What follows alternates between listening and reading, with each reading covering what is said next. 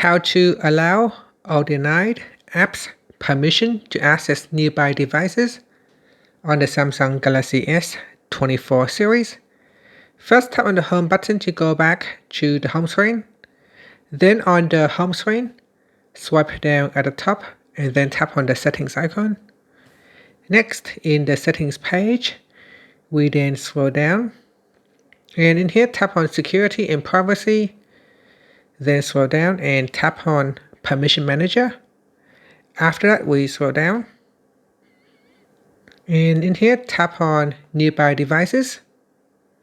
In here, go to the allow section or don't allow section and choose the app that you want to deny access or grant access. To grant access to an app, you go to the not allow section and tap on the app, then choose allow, then tap on the back key. Now to remove the permission, you go to the allow section, then tap on the app, and then choose don't allow. And that's it. After that, tap on the back key to save the changes, and then tap on the home button to go back to the home screen. Thank you for watching this video. Please like and subscribe to my channel for more videos.